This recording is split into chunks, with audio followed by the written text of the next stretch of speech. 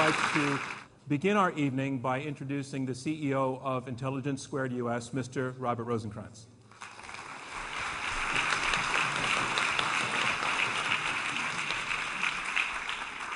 Thank you all for being here and welcome. You know, there's not much of a debate about whether mainstream media is declining. The network evening news audience is shrinking, daily newspapers are folding, established magazine titles are being shut down. Nearly 1 of every 5 newspaper journalists has been fired in the last couple of years.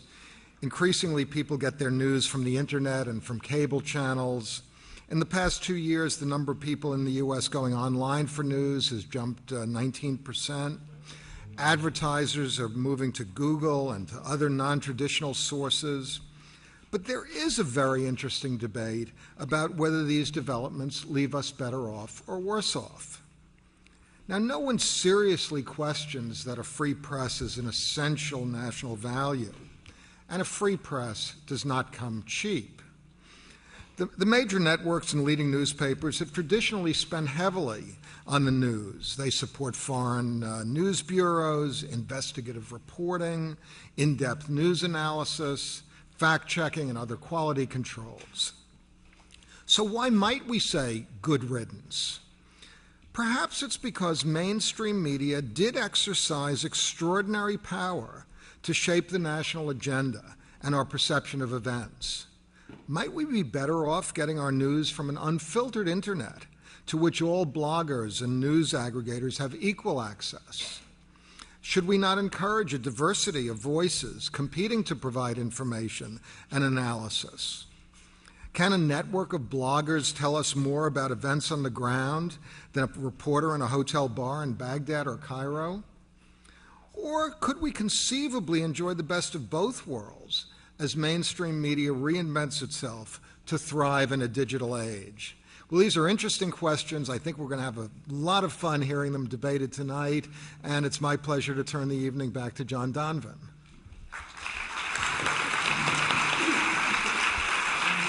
May I just invite one more round of applause for the person who makes all of this possible, Robert Rosenkranz. Well, welcome everyone to another debate from Intelligence Squared US. I'm John Donvan of ABC News, and it is my honor once again to serve as host and moderator.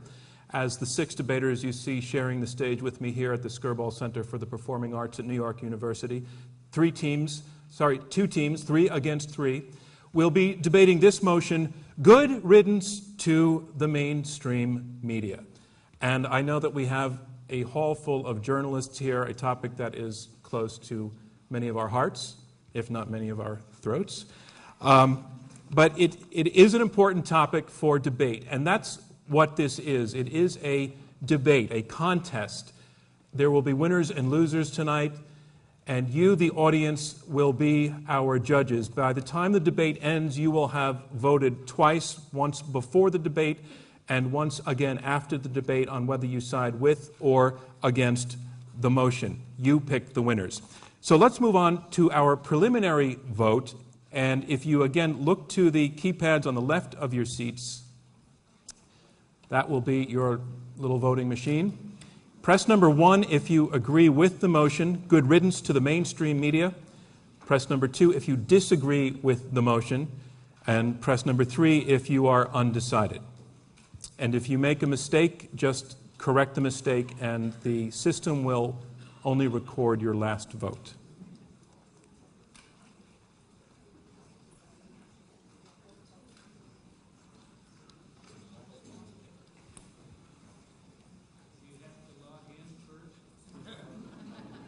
You do not have to log in. You are logged in. We hope. All right, we're going to lock it out.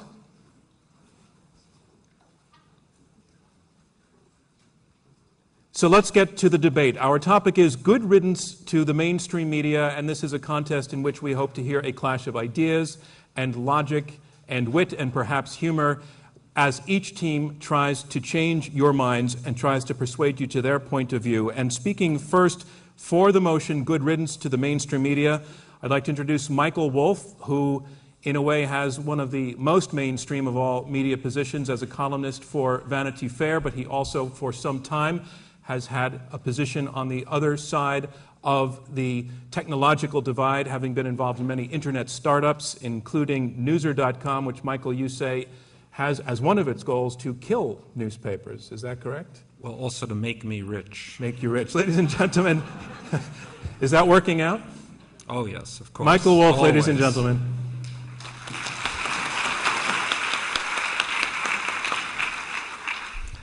I went to work for the New York Times in 1973, and I was going to say that that probably makes me one of the people who's been in this business, in this room, the longest. But then I noticed you're an old crowd.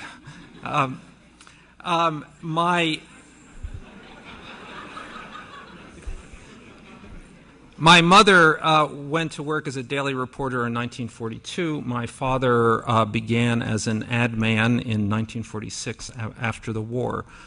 So the thing that I know is that this business is always changing. So the idea that somebody is going to defend the status quo of this business is to me a little silly. And my first point is that we ought to remember that this business, the business that those guys are going to defend, is a new creation. It's at most 20 years old. And it's essentially, and the other thing that's going to happen is that they're going to talk about the news business, and that's not the proposition. The proposition is the media business, as it should be, because the news business has been subsumed by this superstructure. Now, this superstructure, which essentially is 5 companies which dominate the landscape: Time Warner, Viacom, CBS, News Corp, Disney, and NBC Universal. What these companies are, listen to this, more than 1,000 independent media companies, which in the past 20 years have been aggregated into 5. So what they're going to be defending is actually a business theory. And the theory is we bring all these companies together and we create value. Here's the point. That theory has been all but utterly exploded, disproven. Break it down into its component parts. Look at its constituencies. From an audience point of view, the audience has been in flight for 20 years. Just yesterday, what we've learned is that newspapers have lost another 10% of circulation. Some newspapers are down in a year 25%. You can see those numbers not just in newspapers, across the media landscape, television networks, books, magazines, the music business, the movie business, and now the cable business. People are in flight from what was supposed to be the bastion of mainstream media. This is an extraordinary moment. It is a moment in which you see literally breakdown at every level. You have an audience flight, you have an advertiser flight. What happens with advertisers? Advertisers, it used to be that consumer brands, you had 90% of consumer brand spending was in the mainstream media. That's down to under 50%. Why is that the case? Because it doesn't work anymore. You have, from a shareholder perspective, and this is key. Shareholder perspective, what you have is actually you've been screwed if you're a shareholder in a modern media company. Media moguls have gotten rich. Shareholders across the spectrum of these companies are underwater. Not one of these companies in 20 years has kept pace with the S&P. This is a devastating result. What you have is your customers, the consumer the advertiser, and the marketplace itself saying that there is something phenomenally wrong here. Technology. The media is a technology business. That's what it is. That's what it has always been. Technology changes, the media changes. There is no media without technology. We've come to a funny moment, however, in this business, because the mainstream media is run by people who are fundamentally technology phobes. They don't get it. They don't want to get it. They're averse to it. They resist it. They're lost when it comes to making plans about it. I spent a lot of time in the recent past with Rupert Murdoch, who runs, I would say, the leading edge media company, and he runs it with an iron fist. He doesn't run it with a computer because he doesn't use one. He doesn't run it with email because he doesn't get email. And he can't get that cell phone to work. He's always kind of waving it in the air. What you're going to hear here tonight is that the media is necessary for the common weal. An informed citizenry is what this nation is about. The media may be flawed, but it delivers us what we need to know. That is self-serving crap. The New York Times is a good newspaper sometimes. The Washington Post is a good newspaper. The LA Times, before it became a bad newspaper, was a good newspaper. But after that, it's off the cliff. It's oblivion. The news business in this country is nothing to be proud of. I think the thing to remember here, the really important thing is that something else is happening. This is easy. Change, and I have 4 seconds. Change is good, and it's happening, and we are part of it, and we're going to all tell our grandchildren that we were here, we saw the monster die, and we saw the shock of the news. Michael Wolff, your time is up. Thank you. And thank you.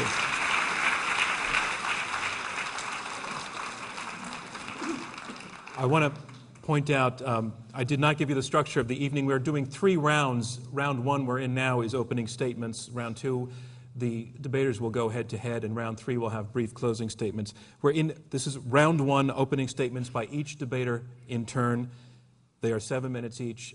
The closing statements will be 2 minutes each. Now, moving on, the motion is good riddance to the mainstream media, and here to argue first against the motion is Phil Bronstein. Phil Bronstein began his career as a television reporter and over the years moved to print and became ultimately the editor of the San Francisco Chronicle, was there during the most difficult of times, and it was he who called the staff together and said, the business model is broken and no one knows how to fix it. Phil, was there a yet? Yet. Yet in that. Ladies and gentlemen, Phil Bronstein. Thank you. Well, you all look very young to me. It's a challenge to try and defend the vitality of something that's already been declared dead. And no one has been quicker to declare it dead than people who have been creatures of the mainstream media, rushing to write the obituary. But first of all, I should caution you, we should be very careful tonight, because we can't touch on certain topics, because we could all go to jail if we do. What am I thinking? Of course we can't go to jail. We can talk about anything we want. And one of the reasons we can talk about anything we want is because the institutions that have made up the mainstream media, not over the last 20 or 30 years, but over the last 100 years, have provided the authority and the experience and, frankly, the money to stand toe-to-toe with government and all-powerful institutions and individuals for your rights, for all of our rights, and for the benefit of all of us. I have some notes here because I'm a newspaper person. I like reliability to the extent that I can get it. A few years ago, we had two reporters at the Chronicle facing 18 months in prison each in the Balco steroids story for refusing to be tools of government prosecution and, in fact, for just being reporters. Well, we spent 2 years, in addition to the time we spent on the story, 2 years defending these reporters and $1 million. Eve Burton, our chief corporate counsel at Hearst, who personally oversaw this case, I think is here tonight. That's something that I'm not so sure that these other emerging operations in media can do. Do they have the money? Does Talking Points Memo, which does great work, have the money to do that, have the will to do that? And, you know, the New York Times the other day just said that about Barack Obama, the cover-up continues. So you may like this president more than you like the last one, but you may not like the next one. Because I can tell you from the Balco case experience that that was a concerted effort on the part of the Bush administration to go after the press and its ability to report. I'm standing here very humbly tonight in the very long shadows of a lot of great editors, Ben Bradley, John Carroll, Marty Barron, Gene Roberts, who are known for things other than encounters with large reptiles. They're known for working to change our world very profoundly. They do stories about the deaths of 300 kids in the Washington public school system, fraudulent fertility practices. Walter Reed Hospital took at least half a year to do. Sexual abuse of kids by members of the Catholic clergy, the Boston Globe, a year to do that. When Bill Keller went toe-to-toe with the Bush administration on domestic wiretapping, you may not have liked the results of the negotiations, but the fact that there was a debate served us all. Served us all. I'm not here to defend a business proposition, because I've already said the business model is broken, so I'm not going to do that. What I am defending is the idea of sustained professional journalism done with integrity and done in the public interest. And that is something that mainstream media has supported. We've gotten lost in all this business model discussion and disintermediation and granularization, and it just doesn't get to the point. Our death, by the way, would be, I think, a little untimely for the 50 million people who still pay to get a daily newspaper, for the 74 million people who go online a month, daily newspaper sites, and even for the $38 billion worth of advertising that still exists. But another issue I think that we should raise in terms of what the service that we provide, that mainstream media has supported all these years, Freedom of Information Act requests. Now, Freedom of Information Act requests are sort of like a New York apartment with a view. They're hard to get, it's expensive, it's time-consuming, but boy, what a result. These are windows on very dark places occasionally, and very corrupt places. Lucy Douglas, and I'll read the quote, Director of Reporters Committee for Freedom of the Press, access litigation has dried up because of what's happened to mainstream media. And a public defender in Georgia wondered, quote, can underfunded bloggers, are they able to carry the financial burden of opening our courtrooms? And that Georgia case was, in fact, started or based on a case where the Riverside Press Enterprise went to court to expensively to open the courtroom. So, look, this isn't just domestic, and it isn't just about the government. Seth Meiden's an old colleague of mine from Southeast Asia, said not too long ago, when he shows up at places in Southeast Asia for stories that matter to all of us, he's often the only reporter. Well, we're supposed to be the witnesses to history. Where are the witnesses? How are those witnesses going to be provided? I don't think they'll be provided solely by tweets from people on the streets of Tehran. An old colleague and mentor of mine, Max Fanzi, of the Associated Press, when I went to the Philippines the first time, he said, here's a clue. Nothing is ever what it seems. And I thought, oh, that's a lot of help. But the Hearst Corporation and the Chronicle and the Examiner at that point took care to give me 5 years to learn what that meant. And at the end of that 5 years, I knew. You want to talk about corporate greed? Well, we've also talked about nonprofit models. The Chronicle's been unwillingly a nonprofit newspaper for many years now.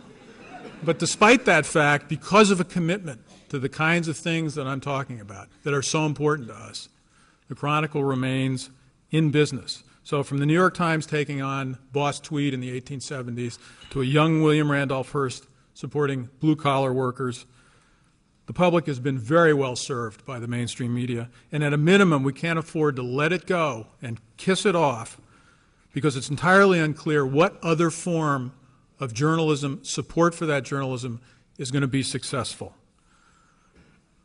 I'm under. Thank you very much.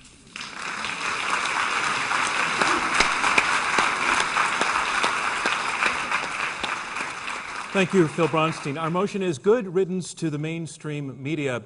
And now speaking for the motion, Jim Van de Heij. And Jim had the perfect job at a great paper, respected political reporter at the Washington Post. He gave it all up to start a startup news organization. The good news is it turned out to be Politico.com. Ladies and gentlemen, Jim Van de Heij. Thank you. I'm here to tell you that you not only look young, you look good, too. And I urge you to vote for the proposition because, to be blunt, I think new media is better than old media, and I think that we're the hope for them. I agree with most of what Phil said. I agree that all that investigation, all the accountability that old journalism has done is great and that we need those values. But there's also another side to mainstream media and another side to new media. For starters, mainstream media, for the longest time, I don't think it was always as good as portrayed or always as great as we sort of mythicize.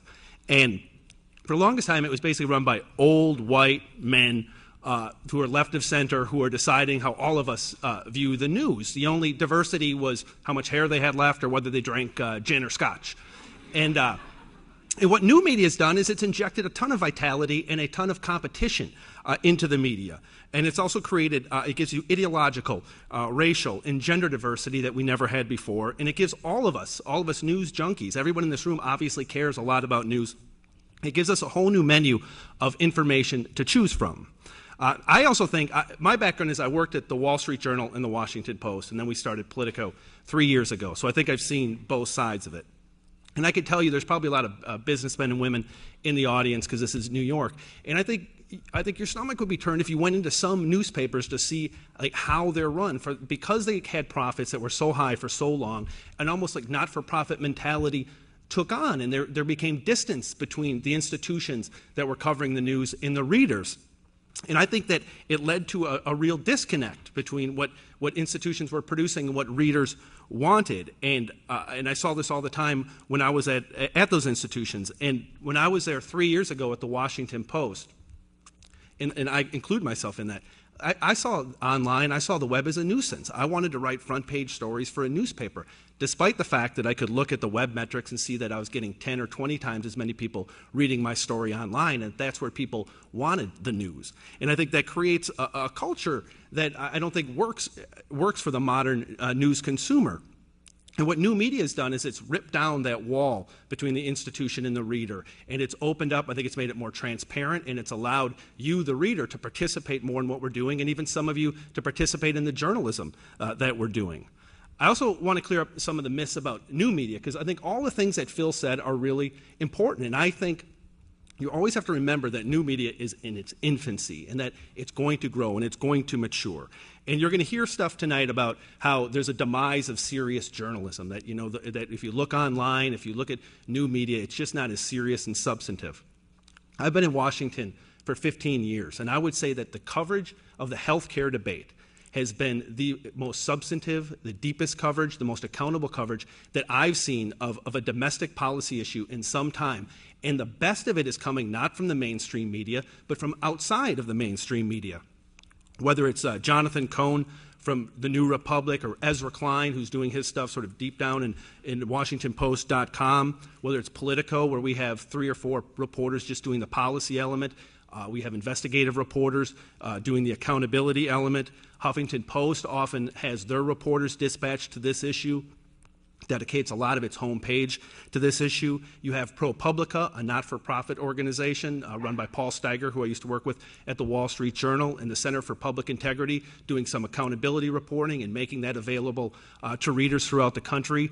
You have the Kaiser Foundation, which has stepped in and has started to produce nonpartisan news about the healthcare debate, a lot of it about the human element of it. They have 20 reporters. That stuff's available to any newspaper that wants to run it. So for people who care, there's more information than ever, and it's coming mostly from new media. You're also going to hear about the demise of foreign coverage, and I think that's a serious problem. But we didn't start this fire. It was dying before new media ever came along. It's really expensive to do foreign coverage. And guess who is actually creating that bridge until we can figure out how to finance it? It's new media. It's Global Post, which was started by some folks over at the Boston Globe. They have 65 reporters around the country that are doing work on a freelance basis in every corner of the country. During the aftermath of the Iranian debate, which was mentioned in Phil's column, or in Phil's comments, the best coverage was often online. Huffington Post took the above the fold part of its homepage, and the Huffington Post gets more traffic now than the Washington Post, and dedicated it to a running blog where you had video and text and audio coming in from Iran, so you could have a peek into what was happening on the streets that you never could have had in the old days. And I think that is a good thing. Andrew Sullivan was doing a similar thing on his blog. He had 1.2 million visitors in one day, which is more than you would get people reading a newspaper, all but the top 3 newspapers that are out there. David Wood, who's married to someone that works at Politico, he was a foreign policy reporter covering Afghanistan on the ground, got laid off because of cutbacks at mainstream media. Who hired him? It's America Online Politics Daily. It's new media that's giving these people a chance to do journalism.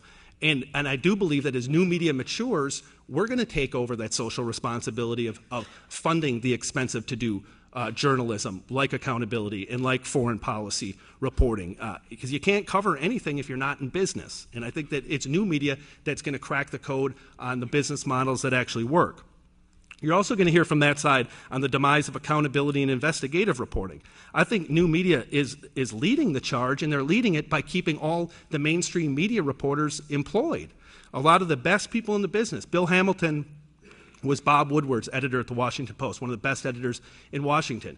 He just came over to Politico to help do our investigative stories and our longer form stories. Huffington Post started the Investigative Fund, which is a not-for-profit arm that does investigative reporting. It's going to be run by Larry Roberts, who is running investigations for the Washington Post.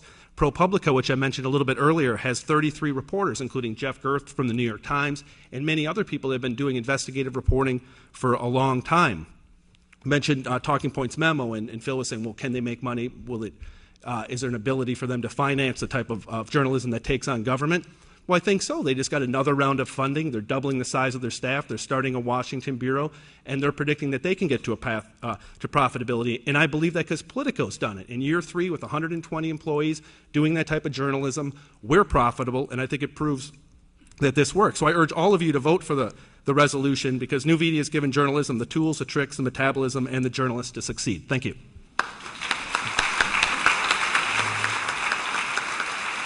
A reminder of where we are. We are halfway through the opening round of this Intelligence Squared U.S. debate. I'm John Donvan of ABC News. We have 6 debaters on the stage here, 2 teams of 3, and they are arguing over this motion, good riddance to the mainstream media. You have heard 3 opening statements, and now on to the 4th. I'd like to welcome Katrina vanden Heuvel, who is editor of The Nation, a small magazine with a fiercely loyal following, in many ways a targeted elite readership that would be the envy of many online websites. However, The Nation is how old?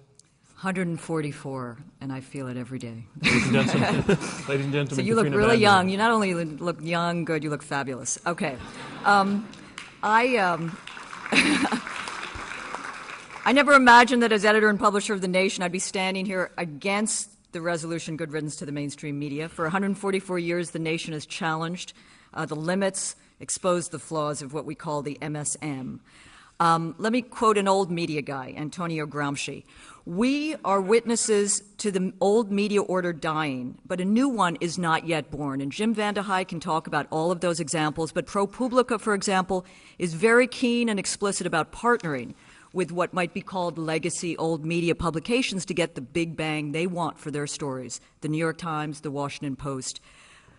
Michael Wolff, Newser basically lives off of aggregating mainstream media sites. So I think to say Good riddance to the mainstream media may get the testosterone flowing up here, but it distracts from the tough work of salvaging and reviving quality journalism in newsrooms that will hold accountable the powerful.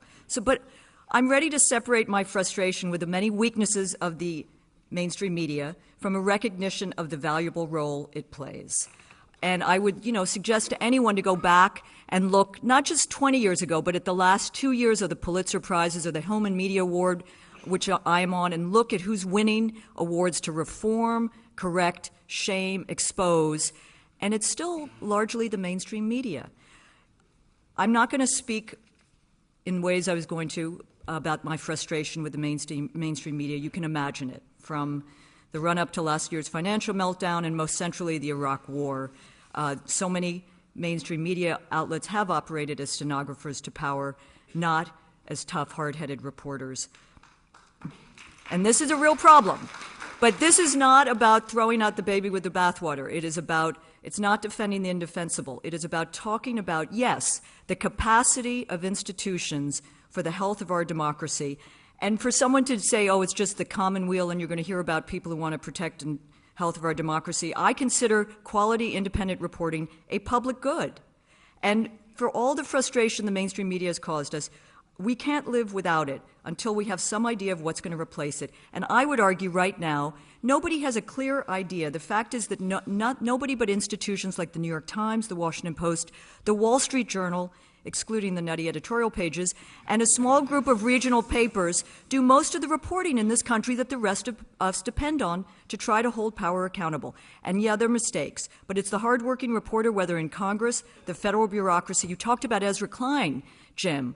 Fair enough, he's done some great work on the health care. He's at the Washington Post, state houses, City Hall, or on the war fronts, which, unfortunately we're in a number of them. That is the expensive legwork, drudge work that allows our system to operate with even a dose of accountability. And that is expensive. So for all their flaws, think about what newspapers, and not just newspapers, have done to provide a check on corruption and crooked politicians. Think about not only what my partner Phil spoke about, journalists as not only witnesses to history, but witnesses to oppression.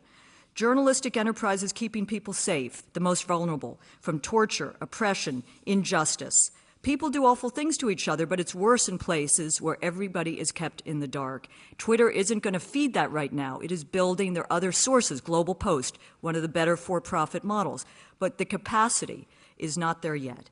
At the local level, there are reports which correlate a measurable decline in the quality of local democracy with the demise of local papers. So if the current journalistic model is unsustainable, and you may think it is, it's up to those in our society who care about the continued ability to function as a democracy to find ways to fund reporting and ensure the dissemination of quality journalism and information. This is a transformational moment. You're going to hear that from the other side. In crisis is opportunity. But it's not a moment to toss out what has value, despite the flaws.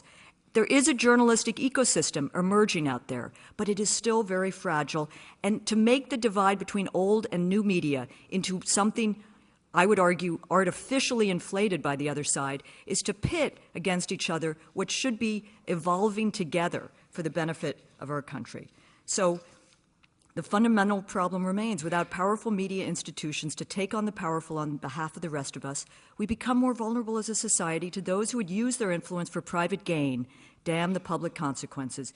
We need a plan B, and we don't have one yet, which, come to think of it, reminds me of how the Bush administration went into Iraq, and we all know how that turned out. Thank you.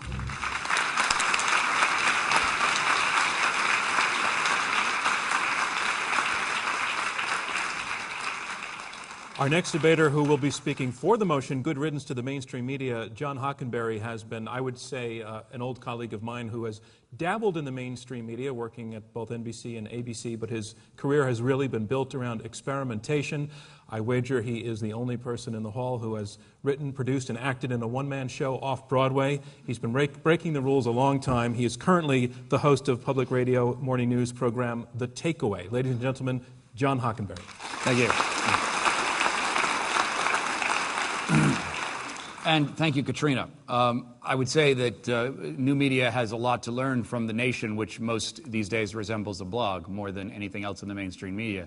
And I think we owe the nation a debt. But speaking directly to people is nothing new. And the idea that our opponents would have us believe that somehow freedom of the press and the accountability of the media to hold institutions accountable and to keep them honest is somehow created by this for-profit structure that my colleague Michael describes compellingly is dead, and that my colleague Jim describes is alive and well, at least in terms of its voice and its passion for accountability in the new media, is at odds with what the Constitution is about. The First Amendment enabled the mainstream media.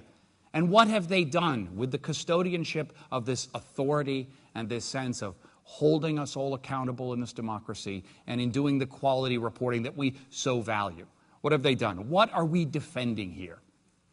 In September, the Beatles rock band product was unveiled, and it was extraordinarily successful, and it was a profound argument to those in the corporate for-profit media in the music business that said somehow the means of distribution being freed from the record companies to people who actually play and use music was going to destroy music in some sense. That if the record business went away, somehow music would be affected. That somehow the art form of music and the quality of music would be affected. What instead happened was people bought Beatles Rock Band because they wanted the music. They also wanted the experience of being in the band. They wanted to be part of the music itself. The technology enabled people suddenly to be a part of something that they were not permitted to be a part of. Why? Because the for-profit structure of mainstream media prevented them. It's an old story in America. When the means of distribution goes out of the hands of the small set of individuals and individual institutions that control it, change is afoot. This is a moment we should embrace. All of the institutions described by our opponents were created in times of similar transformation. The Hearst era, the New York Times, the tabloid era in American history, which formed the basis of the American Revolution, were all transformational moments when mainstream media was going away and new media was coming in. This is a moment to celebrate. Good riddance to the mainstream media. It should be written in the Constitution.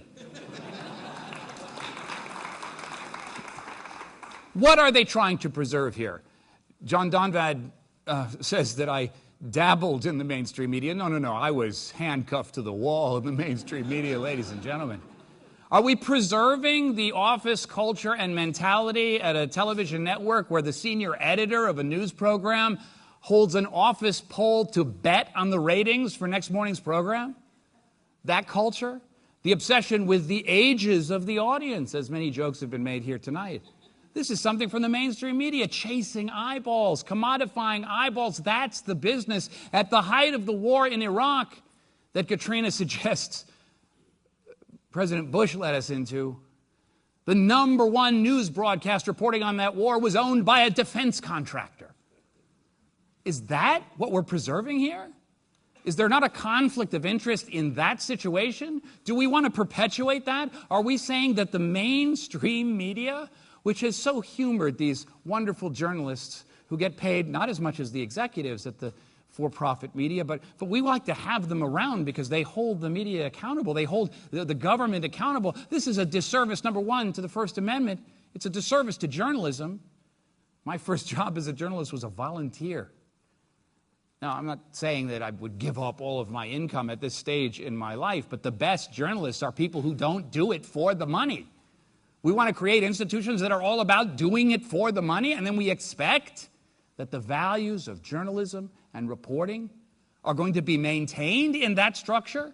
And then when it changes, and institutions like my colleague Jim describes, Politico.com, where that I will do journalism whether I'm paid or not kind of passion comes into play, we're going to say, oh my gosh, what's happening? We're throwing out the baby with the bathwater. There's something wrong here. We've got to stop this. No.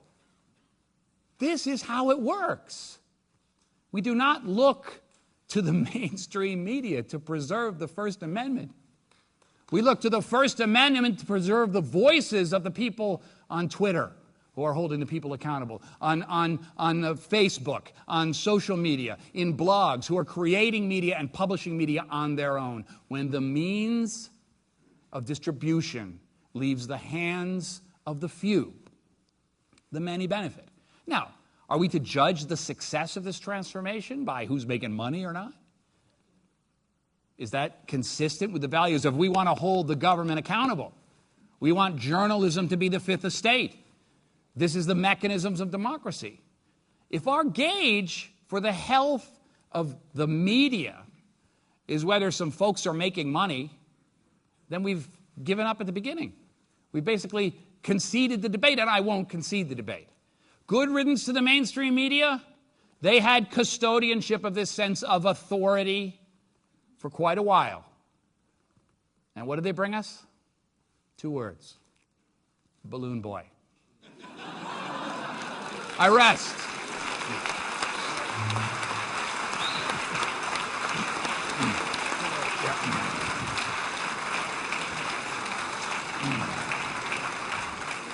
Finally, to debate against the motion, good riddance to the mainstream media, David Carr, who is a media columnist and reporter for the New York Times, and also frequently capable of getting off a good line or two. His take on the situation we're in now, a column from last September. He said, clearly, for the mainstream media, the sky is falling. The question is whether anyone will be left to cover it. Ladies and gentlemen, David Carr.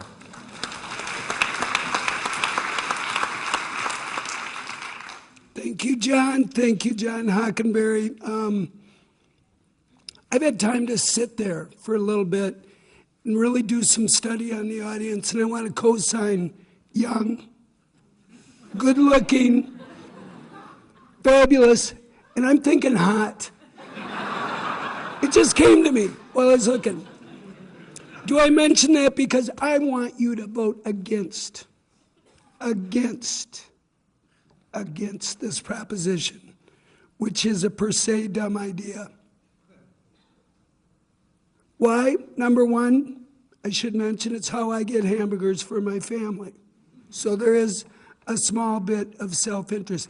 But number two, these are really smart lawyers over here. But we got good facts. And the fact is, as opposed to what? You want us to take the weight on Balloon Boy. Balloon Boy was a trending topic on Twitter for 4 days straight. That's all Twitter could talk about. They weren't talking about the elections in Iraq, the elections in Afghanistan that had gone around. They weren't talking about the bombings in Iraq. They were talking about John and Kate, Twitter. I love Twitter. I'm on there every damn day. But the best links in Twitter are always into the data stream of mainstream media. Because I work at the New York Times, I'm cast here as the dad in the basement at the teen party. Cool guys over there. And us old funny days. Well, I work at the New York Times. We have 17 million people that come to our website. We put out 100 videos every month. We have 80 blogs. We are fully engaged in the revolution that John talks about, and we are at the vanguard, as is the Washington Post, as is the Wall Street Journal. To suggest that somehow a hand-cranked citizen media is going to supplant, for instance, New York Times has a news budget of $220 million. Dozens of bureaus all over the world, many other news organizations, the same footprint. And we're going to toss that out, which is the proposition. Toss that out and kick back and see what Facebook turns up. I don't think so. Look, we're gathered here around a bonfire, and I stipulate to the business problems of the media. Larger national newspapers, some of them are doing pretty well. Small community papers are doing great. Michael wants you to think that it's 5 large media companies. It's hundreds and hundreds of newspapers, local station representing thousands and thousands of reporters who are bringing accountability to their community every day. I live in New Jersey, which is a petri dish, a game preserve of corruption. The last time that it came out to get the bad guys in government, it took 3 buses. Do we need fewer reporters?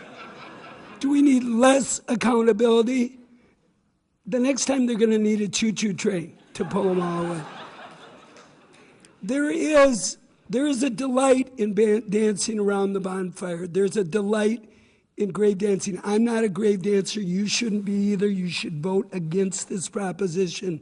The hybrid model that Katrina talked about, where old and new media gradually develop ways of dealing with the business challenges of supporting independent accountability reporting, is what's real. That's what is true.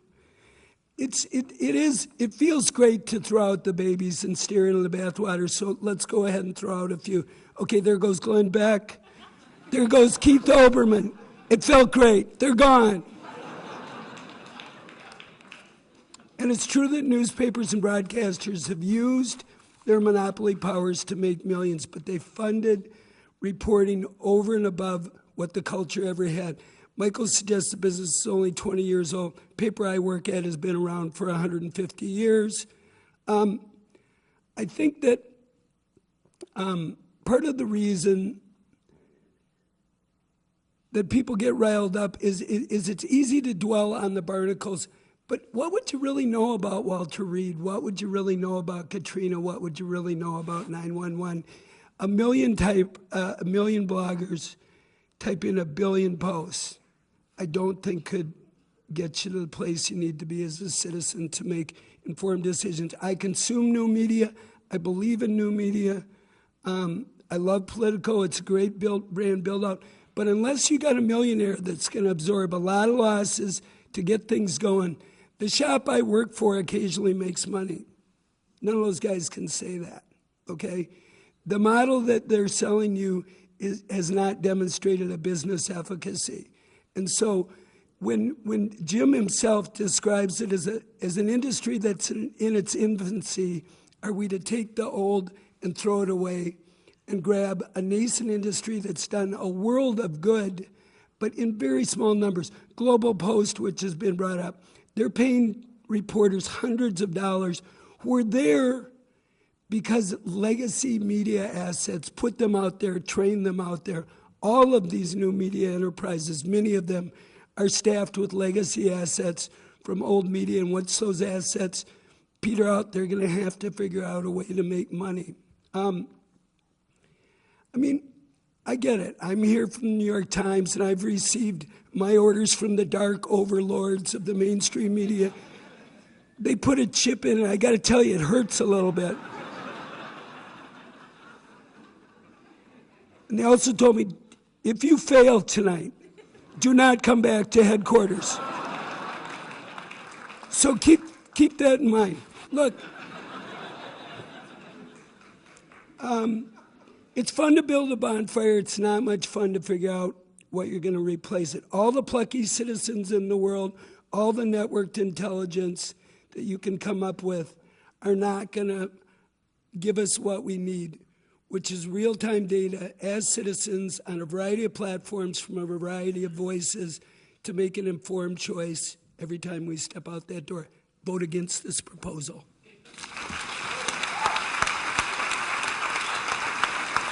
And that concludes round one of this Intelligence Squared debate, where the motion is good riddance to the mainstream media. And I've now received the results of the preliminary vote. Just to remind you and to remind listeners and viewers, our live audience voted before the debate began their positions on our motion, good riddance to the mainstream media. They will vote again at the end of the debate, and the team that changes the most minds over the course of the debate will be declared our winner. Here are the preliminary results. Before the debate, 25% were for the motion, 50% against the motion, and 25% undecided. That is where things started. You will vote again at the conclusion to pick our winner. Now we're moving on to round two. This is our middle round in which the debaters address each other directly, and we will also take questions from you in the audience. And as you ponder your questions, I'll once again ask you to think in terms of real questions and to think in terms of something that's very brief, and if you have to write it on a piece of paper, it's probably not what you want to do. Something that is spontaneous, fresh, and real will always work best. But I would like to ask a question of the side that is arguing against the motion. Katrina, you said that there is no plan B, but what I heard from the other side sounded like plan C, D, E, F, G, all the way through Z. Why do you feel that the argument, particularly that Jim Van de Heij made, that there are plenty of already evident forms of real, legitimate replacement, good journalism happening, why don't you take those seriously as actually stepping up and filling the gap that you say is absent without a plan B? You know, I've spent the last year or so going to many conferences about the future of journalism, the crisis of journalism. Just last week there was a big report on the reconstruction of American journalism. I've read all of Michael Massing's pieces in the New York Review of Books. There are many models. And I believe I was arguing for a hybrid. I don't think we throw out what has strong elements that have worked. I want to pick up on John Hockenberry's points about NBC owning a defense contractor. One of the first centerfolds, the only first centerfolds the nation ever did, was on the National Entertainment State in 1996, where we tracked 5 octopi. And the news operations were little cogs in these enterprises. But there are still, and many of these are newspapers, but there are strong MSM operations which have a capacity, which Phil spoke to, for example, on access, freedom of information, on sending journalists around the world, sending journalists around this country, and funding them. Nonprofit funding of journalism was about $128 million between 2005 into 2009. That's one major newsroom. For-profit models are very small at the moment, and I think all of these foundations and all of the people looking at new models want to build on elements of the MSM. I spoke of ProPublica, a group in Washington founded by David Benahum, The Independent. He monitors the impact of his website by how his stories, his reporters get picked up in the mainstream media. Go to Michael Wolff. What do you make of that? It's basically an argument that somebody will step up and reach into his own pockets and pay for it. Katrina, you reach into your pocket. You pay for the nation. I thought you were talking about Rupert for a moment, Michael. This is. Rupert. In fact, if I could interrupt, that's not fair. Many pockets to do. The nation to do has this. a circle. Wait, Katrina, let him. We are the old model reader supported. Katrina, please let him speak. Well, but you're supported by a foundation. I don't know about that. How much comes from your pocket or your family's pocket? But you're really not talking about the media business. You're not talking about journalism. You're talking about philanthropy, which is great, and that's another conversation that we might have. But if you're talking about a robust, self-supporting, profit-making, entrepreneurial, live, real, continuing, reason for being business, that's something different. Now, in your everything that you've said is incredibly noble, and it's good. I wish it would happen, but it's not the media business. And maybe you're not a part of the media business, which I would argue that you're not. That you do something else. But the proposition is about the media business. It's the mainstream media is actually, at various times, it's been the biggest business in this country. And you're talking about something that is worthy, but not really the discussion. Bill Bronstein, is he getting ready to respond? Well, first of all, I think that it's really, the issue is not what do we think of plans B through Z. I think we might all agree that there are interesting plans in there somewhere in that alphabet soup. The proposition here is getting rid of A, not the plans B through Z. And I think John Hockenberry created a bit of a false case, money case. The issue really isn't about are these capitalist organizations, evil capitalist organizations. They must make money, and they go against the grain of the great passion of journalism. Believe me, to be at a newspaper these days, you have to be passionate because you're like the guy in the little Abner cartoon with the cloud over his head all the time. The point I wanted to make about money was that you needed to be able to sustain that kind of journalism. ProPublica has a 3-year, $10 million a year grant, essentially, from a single family. Is that going to continue? What happens if ProPublica writes about that family? But Phil, John's argument, John also made the argument. Here's the problem with that. I mean, okay, there's a lot of moaning and hand-wringing over what's going away, and that somehow new media is ending the old media. Well, no, we're in a transformational moment. Things are ending and other things are beginning. Where you don't go, and this is surprising to me, are you arguing for an explicit protected subsidy of these media divisions, of these news divisions of these organizations, where somehow in the federal tax code they're going to be permitted some status, some subsidy that's going to allow them to survive because we've decided that it's constitutionally important to maintain these businesses? You don't argue that. You don't argue that. You say we can't let it go away. It is going away. Do you disagree then with George Washington, who did subsidize the distribution of newspapers? The founding fathers were very explicit that the government had a role in regulatory policy, tax policy. George Washington was on your side. I'm sorry? Why didn't you argue that up there if George Washington was on your side? That's not what you said. I'm talking about, I think this debate should not be about business models. It should be about how do we salvage and revive using elements of the mainstream media. It can only be not about business quality models of journalism. You're not in a business. I am in the business, well, Michael. This is Michael and Katrina. If you don't think I'm in the business. Katrina and Michael, I need you to alternate. So I'll be directing traffic for the next minute. Michael, make your point again because I don't think you could be heard. And then Katrina, you'll come back. Well, Katrina's point is to remove this from a business discussion. In other words, and let's be clear about what she's saying. She's saying this is about journalists. This is about what journalists want. This is like having the healthcare debate decided just by doctors. It's not true. I mean, it doesn't work that way. Nothing works this way, except if you want to just sequester something and make it part of I don't know, maybe a university. Okay, Katrina, come back to it. You know what? Let me jump in. David, just a second. I told Katrina she would get next. I gave him my proxy. Then David Carr, it's yours. Let's take these hardcore business guys at their word over here, okay? Radio, David.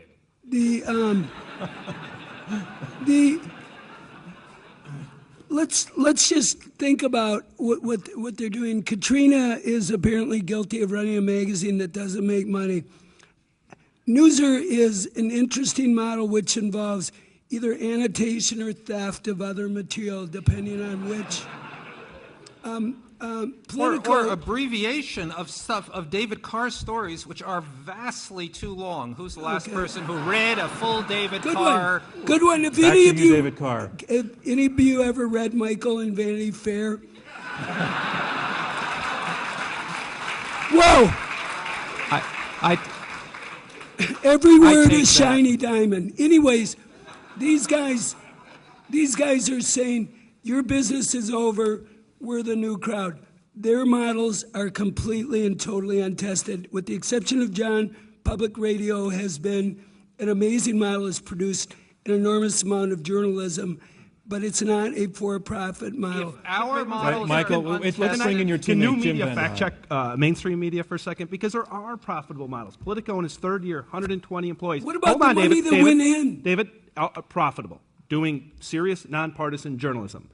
The Huffington Post, which you can argue is like partially aggregator, is not profitable now, but if you look at its traffic, which this month surpassed the Washington Post, if they weren't in a heavy investment mode, could probably be profitable. What you're also forgetting to note is that it's early, like we're all trying to figure out the business model. We haven't even started to charge for content. Trust me, people, you're going to be paying for content. A lot of it is going to be new media content. And I think the whole argument over here is like, we're not saying get rid of mainstream media altogether. We're saying get rid of it the way you've been. The reason you guys are arguing that you survive or that people should vote with you is that by adopting all of our techniques, by getting the speed, the transparency, the openness, the Twitter, all of the things that are thriving in new media, we're equipping some of the mainstream media institutions to have at least a chance of survival, and there aren't that many. Jim, do you think they're on your side without knowing it? Pardon? I think they are. I do think they're on our side without knowing it. And I think they would privately concede that they're on our side. But I can't tell the difference. John Hockenberry. I can't tell the difference between, are you arguing that your institution should be maintained as they are now, or are you simply saying, I want to know I have a job when the New York Times goes under? I mean, is that the argument?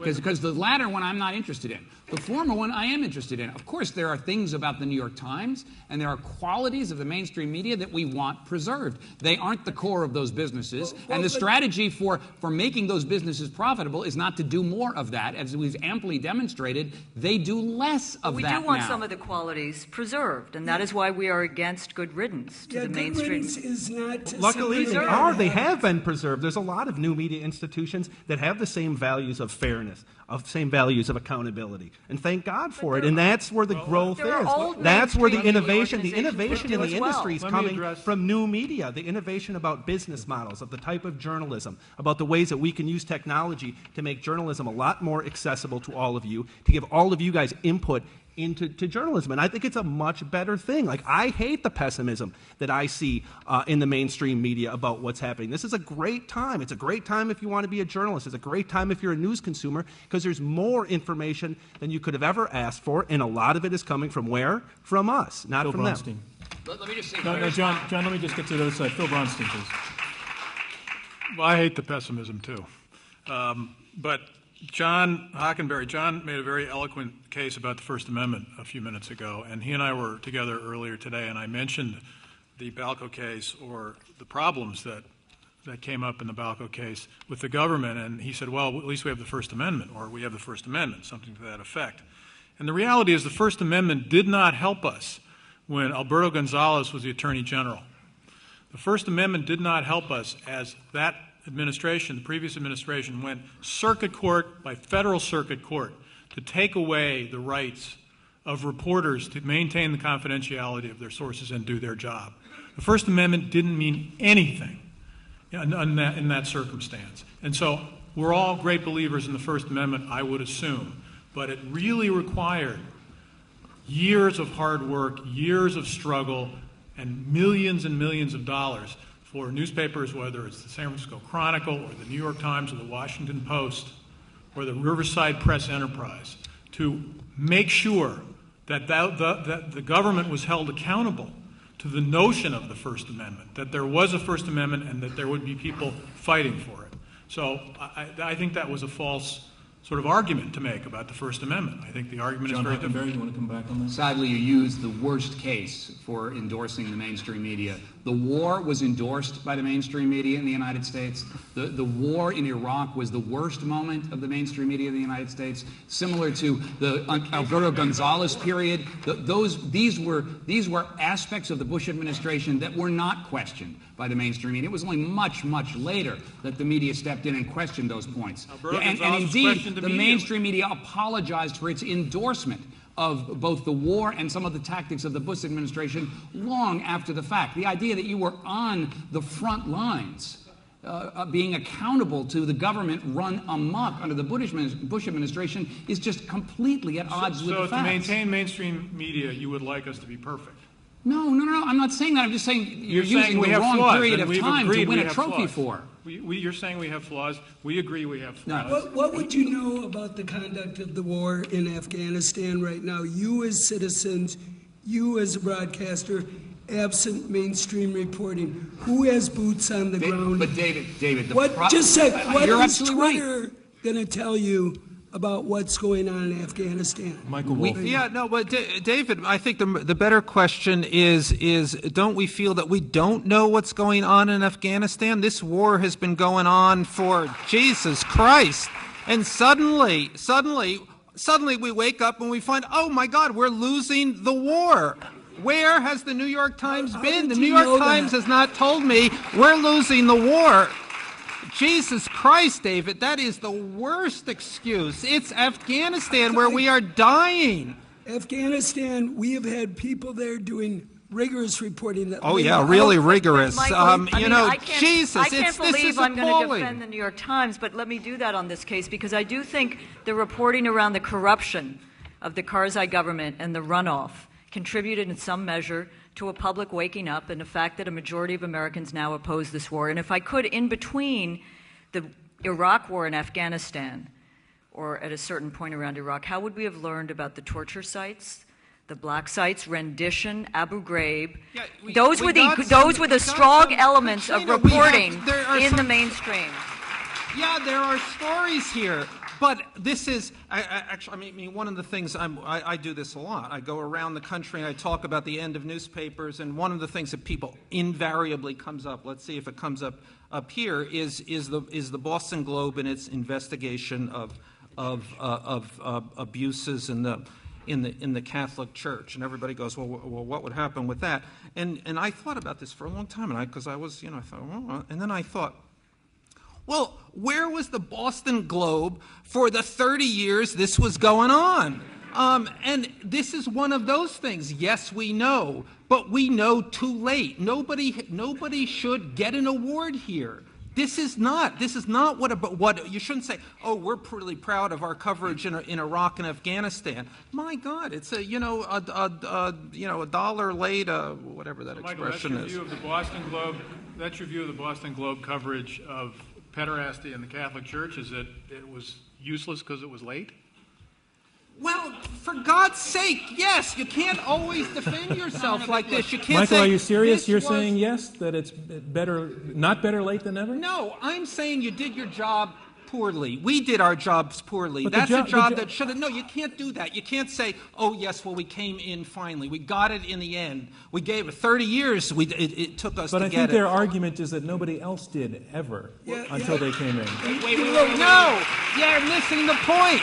Nobody else did because in this case, the Boston Globe was in the pocket of the archdiocese. They stood right in the way of that story. They blocked that story. Those are the guys that should go to jail. David Carr. Big, powerful institutions in government, in business, need big, powerful institutions. In opposition of them, Exxon, Big Tobacco, Exxon, the current White House, the last White House. How would you know that we're using remote robotic airplanes in a systematic way to go into Pakistan right now with the CIA's finger on the trigger? David, we get the point of your question, and it's a good one. Let's take John Hockenberry. Look, we are off the proposition, totally off the proposition. There would be total agreement on this stage, possibly not with Michael, but if the proposition was good riddance to journalism. No one is saying that. I would not participate on a panel that said good riddance to journalism. Oh, yeah, I would. Right, there we go. See? I know my colleagues. What we are talking about is good riddance to a business model that has a mixed record on the kinds of virtues that David Carr is talking about, that is now going down the tubes for reasons that have to do with an economic transformation that is both productive and useful, and the idea of the baby being thrown out with the bathwater, that there is no alternative. Jim amply demonstrates that the alternative is emerging. If it's with partnerships with the mainstream media, so be it, but it is a good thing. Vote with the proposition. I want to go to the audience for some questions now, and what we're going to do is bring up the lights, and microphones will travel, and I'm shading my eyes because I still can't quite see. There's a woman in the 7th row up with your hand up. If you put 2 hands up, everybody will. I know it's an odd thing to do, but now they can find you. And we want to ask anybody who is a member of the media or a blogger to identify them. So let's say if you're an A-list blogger, to identify yourself. So you can self-select on that one. Ma'am, your question, please. And question rules. Yes, of course. Thank you. Yeah, I do work for a public radio station in Washington, D.C. I cut my teeth on investigative journalism. I'm not quite so sure I really care about the delivery system, whether it's a blog, a newspaper, a television story. Of all the models we've talked about tonight, I'd like to hear the panelists debate the best delivery system for really deep investigative journalism. I think of everything that's really missing in our media today. All right, and Phil Bronstein has argued that it takes very deep pockets, John Hockenberry, to do exactly what that questioner is asking about, the very deep kind of journalism. And you actually argued the opposite, that having deep pockets leads to terrible conflicts of interest. Take that question. Well, I would say that the deep pockets that supported one investigative series, which I applaud, was also used for other purposes for the other 364 days of the year. So the deep pockets are used for various things at various times. If you exist under the illusion that the deep pockets merely support investigative journalism, then you're really supporting our point here. Obviously, we support and endorse the virtues of investigative journalism that holds institutions to account. But to say that the only delivery system for that is newspapers financed by shareholders in a corporate model is to really ignore the present moment. I think newspapers do a great job. I think Politico.com does a great job. I think any one individual platform is not the model. And I think what we're talking about here is a proliferation of platforms being a good thing, a transformational moment. And if it makes some very, very well-paid people in the mainstream media worried, then, that's the kind of worry that we journalists cut our teeth on, it seems to me. Phil Bronstein? Yeah, I mean, we've heard a lot from our opponents tonight about you will hear from the other side. And you haven't heard a lot of those things that they say you'll hear from us. And I mean, first of all, John Hockenberry just said a minute ago, if we could roll back the tape, I'd suggest we do it. If it's in partnership with mainstream media, so be it, meaning the future. Well, there goes their side of the argument. Because if mainstream media is good riddance, then there's no partnership with mainstream media to be had. I don't know what the other purposes John was talking about, the 364 days a year. It sounds like, we're cutting people's shoes off or something, the rest of the year. But I don't believe, the quote when I went up to the podium was, you said to your newsroom, the business model's broken and no one knows how to fix it yet. So I'm not making the case for the business model, and I am not making the case that top-down, vertical kind of, mass medium is really the only model. I don't know that you've heard anyone from this side say it's the only model, which is the phrase that John just used. I would like to hear how your side is going to support yourself at some point. Gentlemen in the fourth row. We're going to get VCs just like you, Mike. No, I will get VCs, you won't. Let's respect our audience member. Sir. Thank you, first of all the panelists. We've heard a lot about what is purportedly wrong with mainstream media.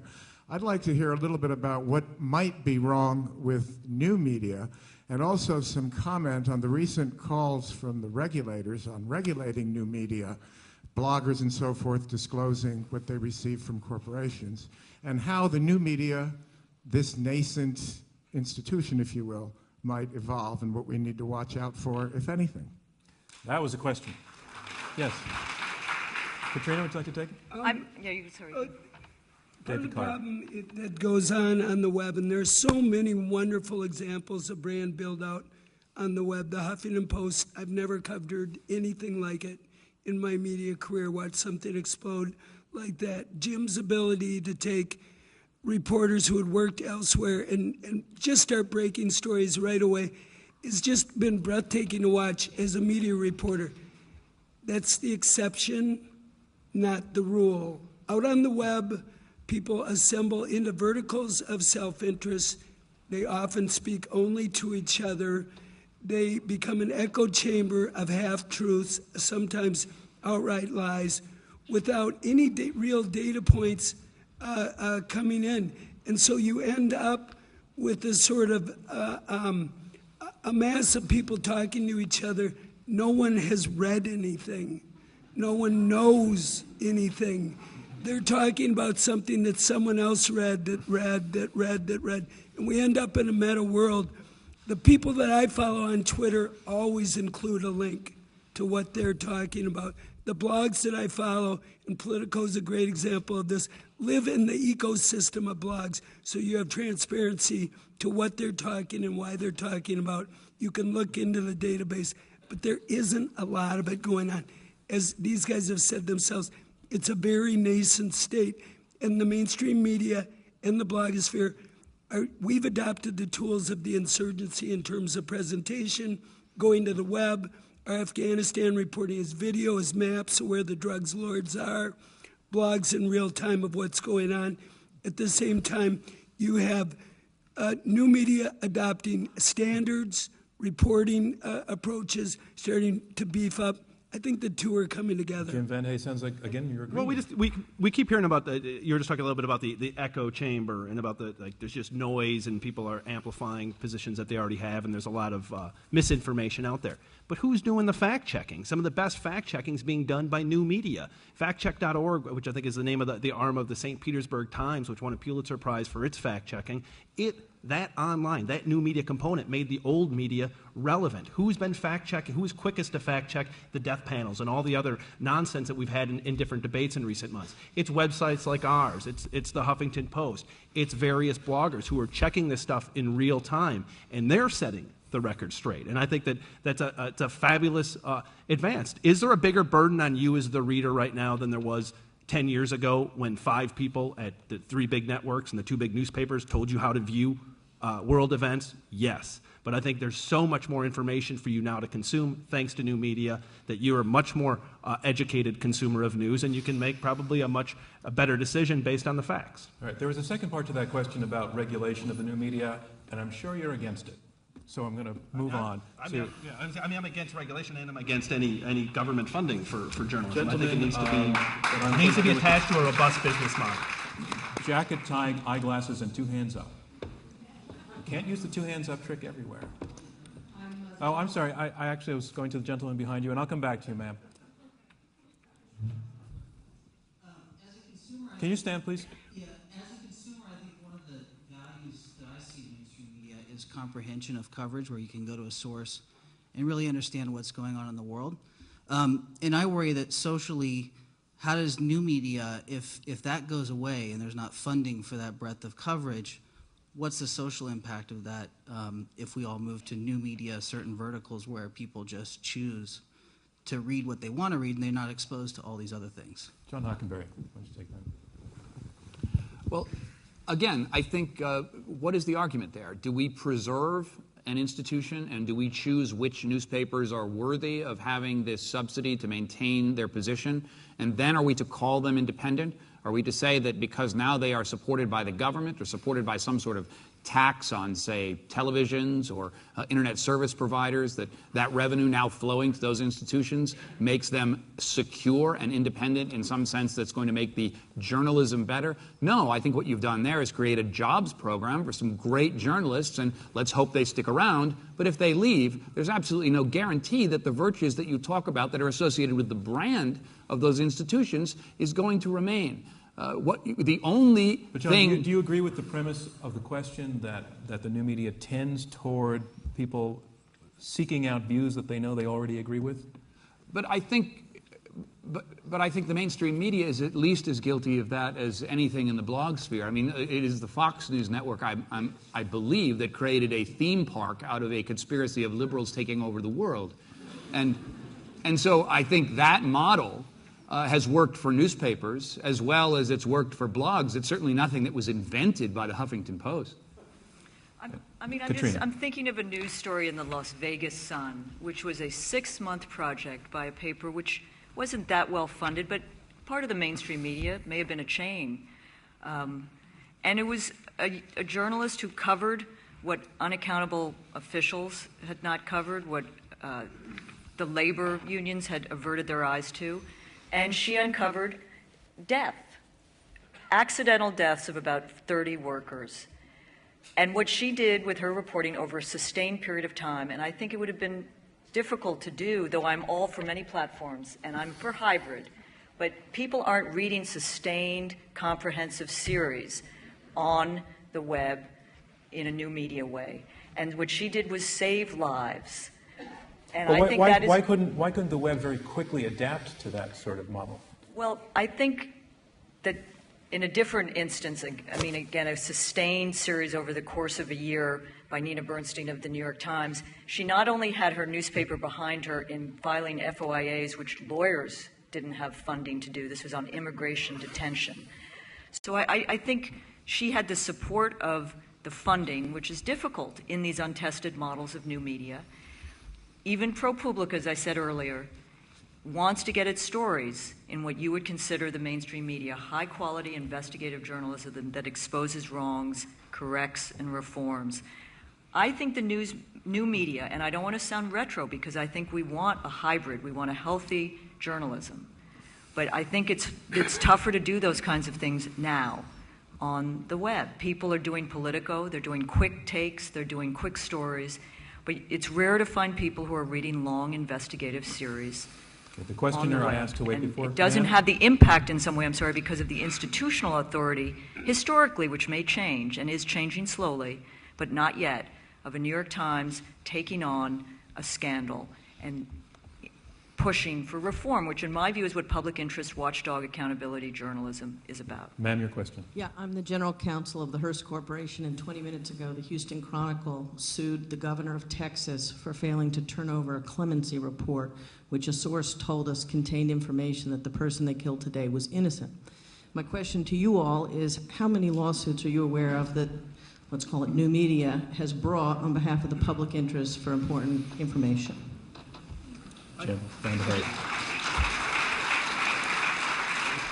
We applaud what the Houston paper is doing. We applaud what the Las Vegas paper is doing. But I think when you decide that you're going to vote for the proposition, one of the things you have to keep in mind is that it is a false argument to say that this cannot and will not be done by the new media.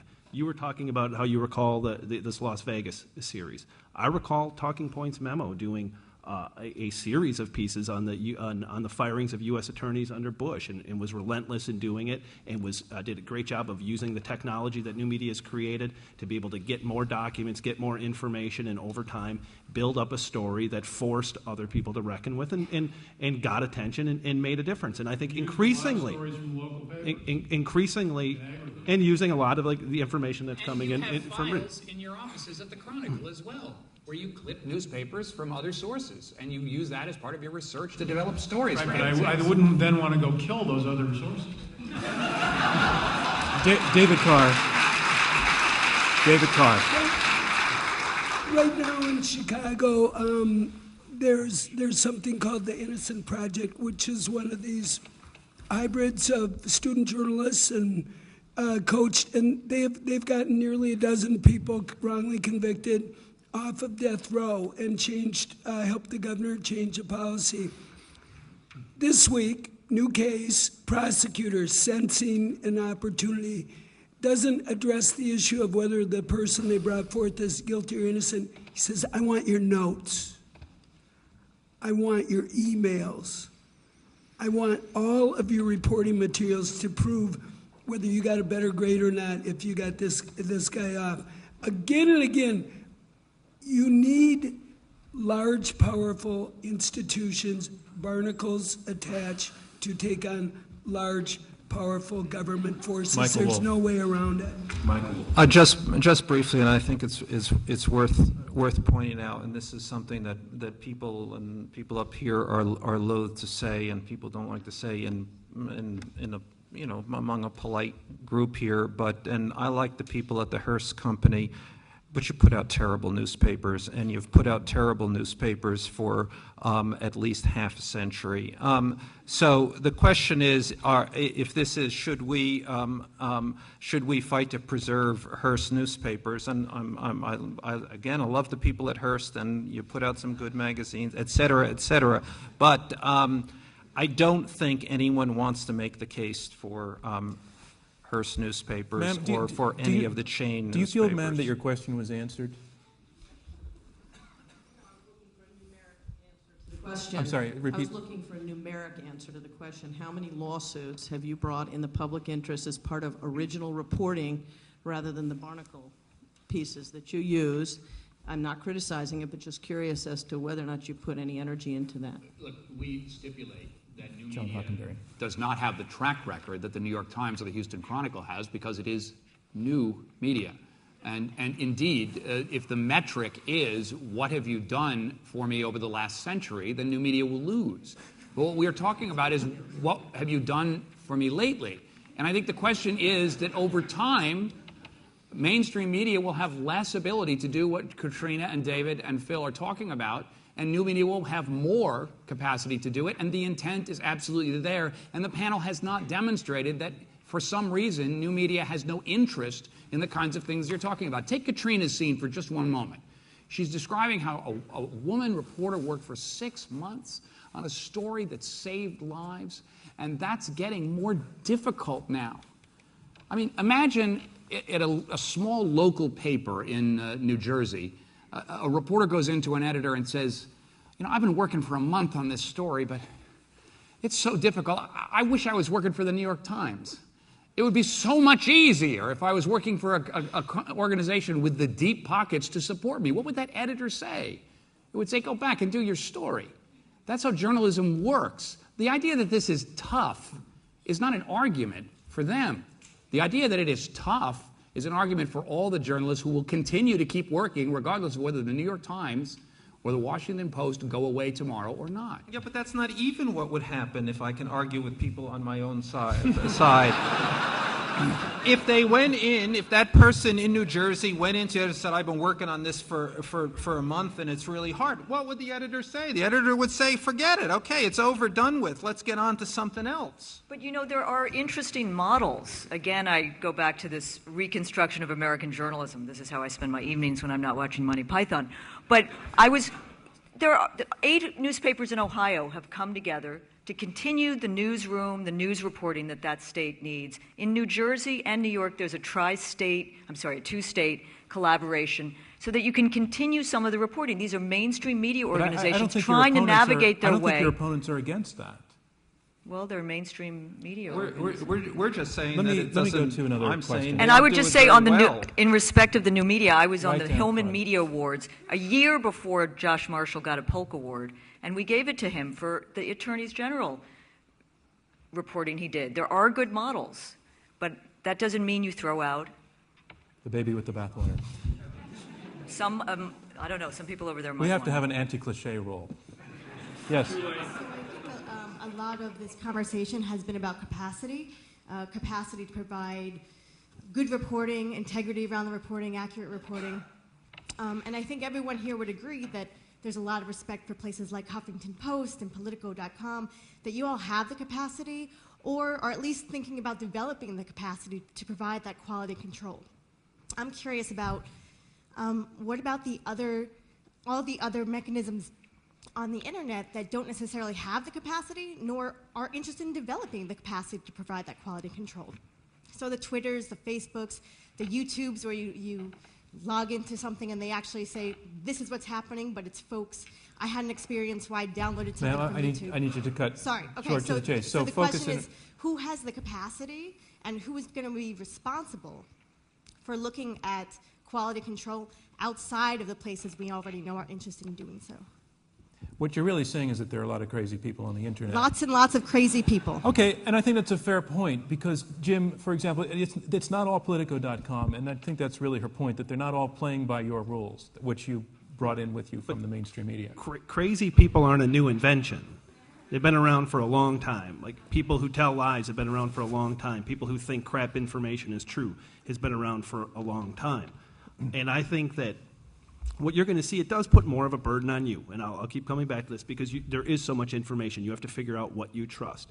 The reason that I'm optimistic is I feel like new media is going to solve that for you. It's not going to be old media. It's going to be new models in your local community. It might not be a paper that has 400 or 500 employees. It might be a series of 3 or 4 smaller websites that do very specialty reporting in those communities. Some might be not-for-profit. Some might be ad-supported. Some might be paid content. But that's going to happen.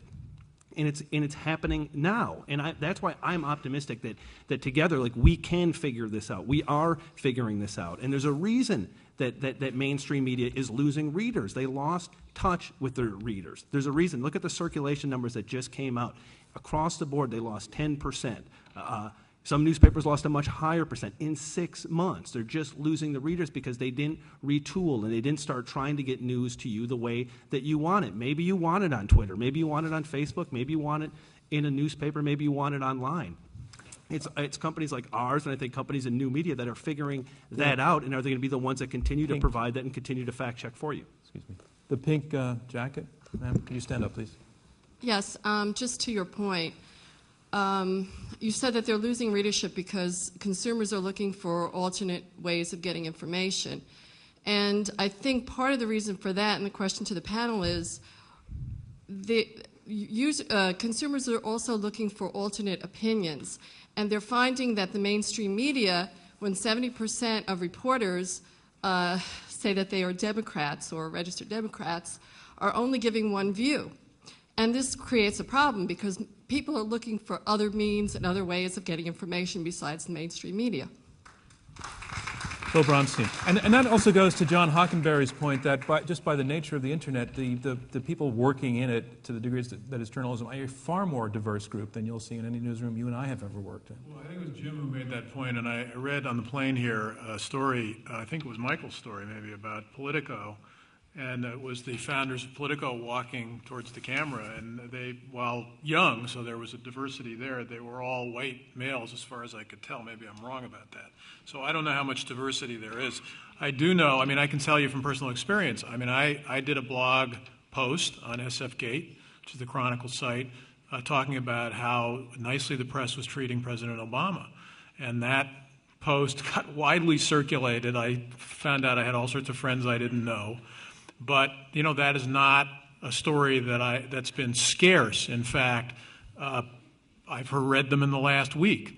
Not just, by the way, in mainstream media, but on Politico. I had a story today in which I was quoted about how President Obama is getting treated better than President Bush was being treated for doing some of the same things.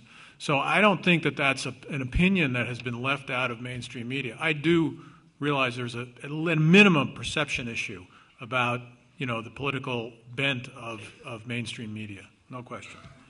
John Hockenberry? I think the question is much more profound than simply, are there more registered Democrats in whatever sort of hall of the media that you're talking about. What is happening here is that the editorial process is fundamentally shifting, to your point. And to your point, if the distribution means of information is taken away from a small number of institutions, the diversity is naturally going to increase. Further, if you have people who want to actually engage in the editorial process, they don't go to one Twitter. You know, they go to 60, or they go to 60 different platforms. I mean, they are a part of the editorial process in the same way that people who buy Beatles Rock Band get to play Ringo if they want to. The idea is existentially being a part of the editorial process. Truth-telling and fact-checking on their own is part of the experience that will become the business model of the future. And if the mainstream media can't do that because their editorial process is closed, they're going to lose circulation exactly the way Jim is talking about here. So we're not abolishing journalists and we're not abolishing newspapers. We are talking about a fundamental shift that changes the way these institutions have managed to survive. And good riddance to that. And that concludes round two of our debate. And here's where we are. We are about to hear brief closing statements from each of the debaters. They will be 2 minutes each, and it's their last chance to try to change your minds. And from the live audience vote beforehand, we knew where you stood before this debate began, and here's what we have. Our motion is good riddance to the mainstream media, and before the debate, the vote among the audience members went like this. 25% are for the motion, 50% are against, and 25% are undivided. You will be asked to vote one more time and pick the winner just a few minutes from now. But we want to move into round three, closing statements, and to speak first against the motion, and this is fortunate because you wanted to respond to what was just said. Speaking first against the motion in his summary remarks, Phil Bronstein, Executive Vice President and Editor-at-Large of the San Francisco Chronicle. You know, thank you. On the car ride over here, I rode with Jim, and Jim actually acknowledged that many people, maybe even himself, consider Politico to be mainstream media. The point is really not about definitions. The arrogance that Jim referred to in newspapers for losing circulation, I think that's a very real problem, has been a real problem, and we have lost sight. I call it the higher calling disease of our mission. But I'm afraid I'm hearing a little too much of that same arrogance on the other panel about new media. Because let me tell you something. You haven't heard from any of us that we think new media is bad. They've made a great case that new media has all sorts of possibilities. It's like a great, wonderful, shiny object. But the proposition you're being asked to vote on is good riddance to mainstream media. Therefore, the proposition says mainstream media has to die. That's the proposition. And my own experience is not that. My own experience is when I get together with Biz Stone, who's the co-founder of Twitter, we talk about ways in which their massive pipeline of all that data and information and tweets might be able to be narrowed down into a verifiable set of facts that then professional journalists, this is his view and Twitter's view, professional journalists then take it and run with it. Wikimedia, I talked to one of their executives. He said, we rely deeply on mainstream media journalism. We are not arguing that that is the only way to go. Our opponents are arguing that their way, that the new media way, is the only way to go. And I just find that to be not a credible proposition. So I urge you to vote against the proposition. It can be confusing, yeah. Thank you, Phil Bronstein. Summing up his position for the motion, Michael Wolff, a columnist for Vanity Fair and the founder of news aggregator Newser.com. Michael? I've asked before for how they're going to do it. I mean, if they want to save the mainstream media, they got to have a plan other than a government bailout. Phil says we want the mainstream media to die. That's what we're advocating. That's not the case. What we're saying is that the mainstream media is dying, and it's going to die because because things have changed. It's become obsolete. There is new technology. So even if we wanted to preserve it, and most of my day is spent in the mainstream media, and I would love to preserve it another year, another couple of years. Many of us talk about whether we will make it to retirement. I think actually we won't. And I think that's what we are trying to say here. It's not to deny anything about the mainstream media, its virtues or its faults. It's just to acknowledge that something new has happened. A change is a change is here. The mainstream media now is functionally Detroit, and so actually. It can probably go on. It can limp on and on and on, and then it won't be able to limp on anymore. Remember, we are all journalists here. We are arguing for our livelihoods. They're arguing for their livelihoods. We are arguing for a new version of our livelihoods. But what you should focus on is the other people, the people we serve. We serve readers, we serve advertisers, and we serve shareholders. And the mainstream media has failed in that regard, and there's no picking up the pieces. Thank you, Michael Wolff. Our motion is good riddance to the mainstream media, and summarizing her position against the motion, Katrina vanden Heuvel, editor and publisher of America's longest-running weekly, The Nation. It's folly to deny that change is happening. I believe in accuracy. No one is talking about a government bailout for the media, but we are talking about a moment of transition and transformation. And in that moment, your models, some exciting, are untested in terms of sustainability. And I believe, and I'm not going to use a cliche, John, but I believe that it is not a moment to dispense with what has been of value in the mainstream media for what I believe is important, though it might be scorned up here, which is accountability, democracy. I believe those are noble principles. And I do believe that we do need large, powerful institutions, barnacles attached, to take on powerful forces, whether corporate or government, and that the new media is beginning, not to demean the new media, but we need to find ways of working together to salvage quality journalism, which I believe is a public good in a society where there are too many voiceless and powerless. And to me, that is much more important than the myth of this liberal bias in the media. It is who is heard and how people are heard, and on a variety of platforms and of all political and ethnic and racial persuasions. So that is what I believe we should today understand coming out of this hall, and be against the motion, good riddance to the mainstream media, because there are important elements of that to preserve, and the new media lives with it, feeds on it, and continues to need that, even though there is denial on the other side of the aisle. Thank you. To Katrina vanden Heuvel. Summarizing for the motion, Jim Vandehei, executive editor and co-founder of Politico.com.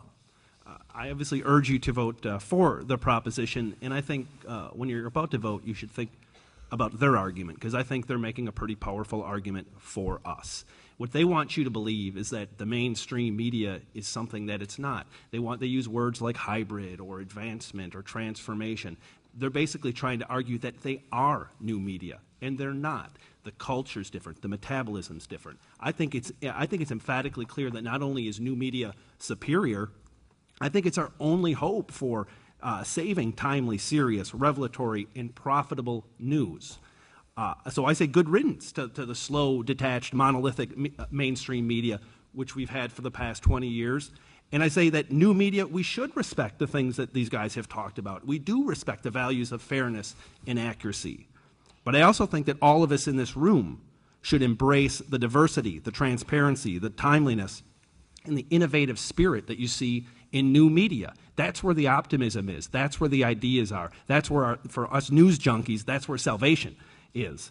I urge you to remember that new media is very much in its infancy, and we can sort of laugh that off, and we can talk about baby water all we want, but new media is working out its flaws. Our people will balance better the serious with the superficial. Everyone's aware that that's an issue. People are grappling with it, and it will be solved. And we will fill the traditional role of a public servant. You can't do public service journalism, investigative reporting, or foreign policy unless you make money, or unless you have government subsidy, or unless you have a not-for-profit status. You have to make money to be able to support doing the foreign coverage, to support doing the investigative coverage. I'm proud to say that Politico is in its third year profitable, and that soon we'll be able to do more and more funding of the type of investigative reporting that we all love. We all share that. Nobody is disputing that value. So with all that in mind, I think it's abundantly clear that you should vote in favor of the proposition, because the news depends on it. Thank you, Jim Vandehei. Summarizing against the motion, David Carr, media columnist and reporter for the New York Times. I want to thank the audience for their attentiveness, and you, John, for keeping all the frogs in a wheelbarrow and moving them down the road. Tough job. And even though I said these guys had what I thought was a very tough set of facts, I take my hat off to you. I think you argued your case and argued it well. Does not mean I want you to vote for them. Here's the thing. We're losing audience. Mainstream media is not losing audience. We're not a hybrid business. How is it that, like, to take one website I know about, the New York Times, we have 18 million viewers. We have, 850,000 paper subscribers. We meet people on all manner of platforms. Politico, you'll be interested to know, 3 times a week, puts a paper out on the street. Why do they do that? Because you got to put the white paper out to get the green paper back. Okay? That's how it works. The problem that he has and the problem that I have is that over time, the audience has switched to the web. The audience that's worth $1 in print is worth a dime and sometimes a penny on the web, because we end up competing oftentimes against our own work. Aggregated. Newser is a great-looking site, and you might want to check it out. Aggregates all manner of content. But I wonder if Michael's really thought through, get rid of mainstream media content. Okay. Go ahead. You know, I'm thinking of the radio audience. I'm thinking of the radio audience, and I was going to try to describe what you're doing, but I have a rather holy sheet of newspaper. Newser, it's absent. Mainstream media content. It looks like Swiss cheese, but who would want to eat Swiss cheese every day? Vote against.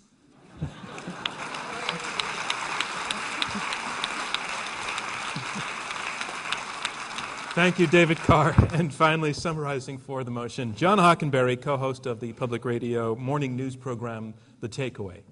So, David, thank you. Now we know what those pilots on Flight 188 were doing in the cockpit while they were out of touch, cutting out little pictures from Newser.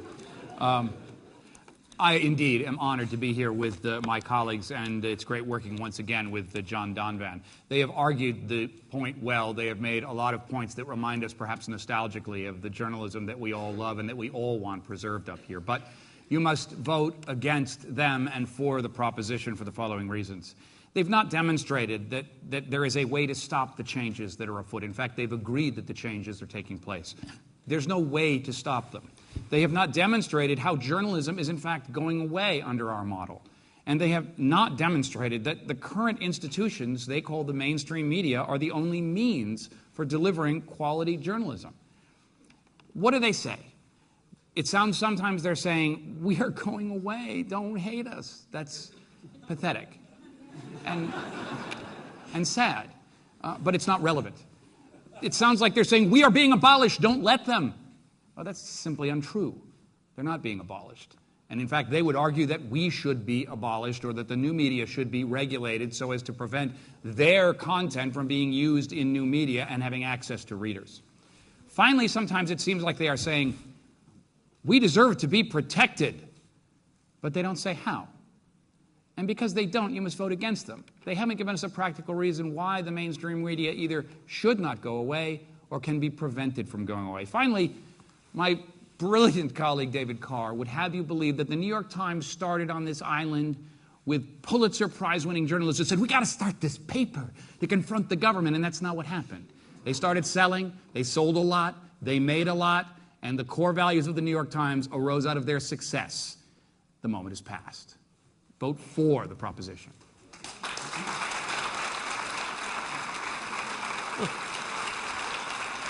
And that concludes our closing statements. And I just have to say to all 6 of the debaters, no matter how this turns out after we ask the audience to pick a winner, you came with passion and commitment, and I congratulate all of you. It was a really terrific week.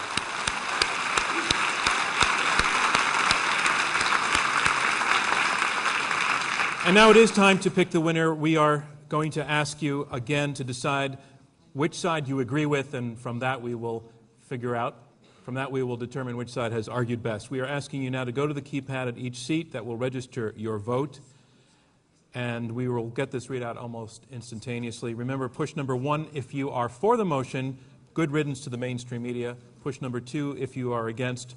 Number 3 if you became or remain undecided. I'm going to have the results in just about 90 seconds, so in the meantime I want to take care of a little bit of business. First of all, I want to thank all of you and again our debaters for a terrific evening. Our next debate will be on Monday, November 16th. The motion is Obama's economic policies are working effectively. Panelists for the motion are Steve Ratner, who served as counselor to the Secretary of the Treasury and as car czar, Eliot Spitzer, former governor and Attorney General of New York, and Mark Zandi, chief economist and co-founder of Moody'sEconomy.com.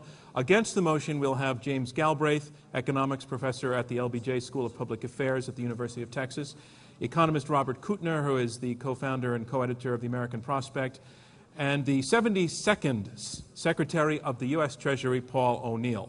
Tickets are still available through our website and at the Skirball box office. All of our debates, as we said at the beginning, all of our debates will continue to be heard on more than 200 NPR stations around the country. And you can now also watch the debates on the Bloomberg Television Network. Air dates and times can be found in your program. And, of course, do not forget to read about tonight's debate in the next edition of Newsweek and to pick up a current issue of Newsweek on your way out. And so I'm just waiting for the results, and I'm turning in that direction, and nothing is happening. Okay. Here are the results of the debate. And remember, the team that changes the most minds will be declared our winner, and we now have the final results, and they are. Before the debate, our motion being good riddance to the mainstream media, 25% of you were for the motion, 50% were against, 25% were undecided. After the debate, 24% of you are for the motion, 68% against, 8% undecided. The side against wins the debate. Our congratulations to them. Thank you from me, John Donvan, and from Intelligence Squared US.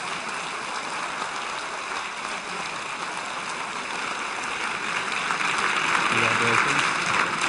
Congratulations.